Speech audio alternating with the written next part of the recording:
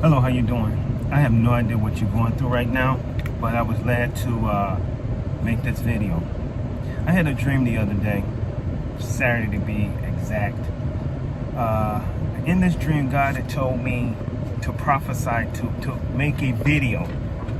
And I was supposed to hold a broom in my hand and say, God has told me to tell you to prophesy to your broom, or to this broom. Now, I spent the weekend and all the other days trying to find out what does that mean that God wants us to prophesy to a broom, and why a broom. So I did my research on the broom, and there were so many different things that I uncovered. But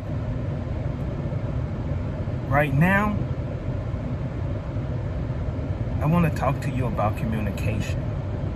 Communicating. That's all prophesying is doing when you prophesy to your issue. Ezekiel, he was told to prophesy to the dry bones. What he was doing was communicating with those bones, and his words began to bring those things together, because what he was doing, he was actually saying what God was saying to those bones. So God was telling Ezekiel to do one thing, and Ezekiel was translating it to the bones, and the bones did exactly what God had told Ezekiel to tell the bones to do.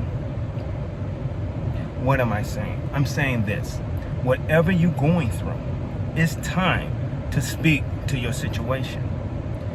The reason your situation seems so overwhelming or out of control is because at the same time, you know God will bring you out, the enemy is playing mind games at the same time.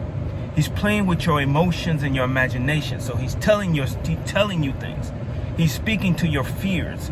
He's speaking to your doubts and unbeliefs, causing you to wonder if God can really do this. Why?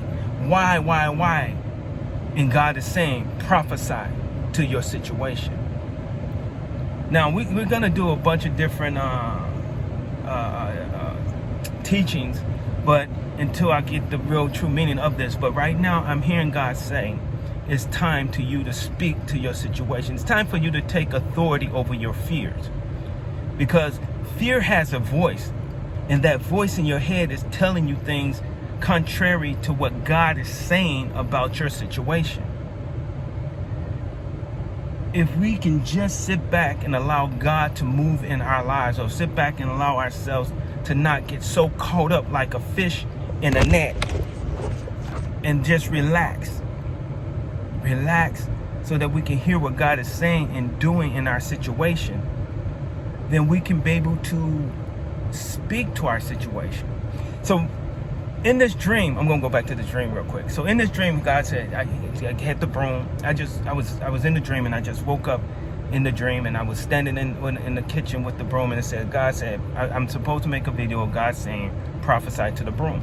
Now, the scriptural base for that particular prophecy, I thought would be something, deep and profound, but it was, no weapon formed against me shall prosper.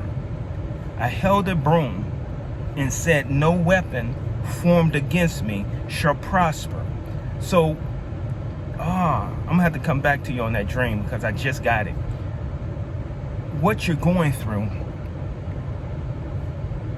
although you're in the midst of it, it's not meant for you to die in it, get sick in it, or be in bondage to it.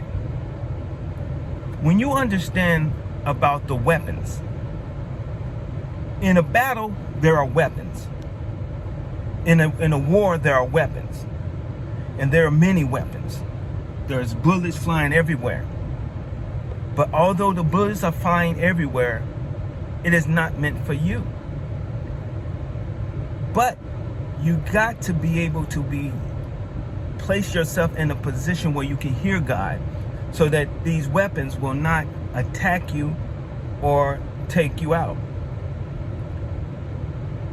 There are so many bristles in a broom. Look at it. I mean, when you get a broom, you don't see a broom with just 2 or 3 pieces in there. If you do, it's one of them little tiny ones, and it's like to clean out something. But it's always more than 20. It's always more than 20. If it's a little small bristle, a little small brush, it's always a bunch of them. A bunch of little tiny fine ones. So, although your family, unity, I'm going to stop right there.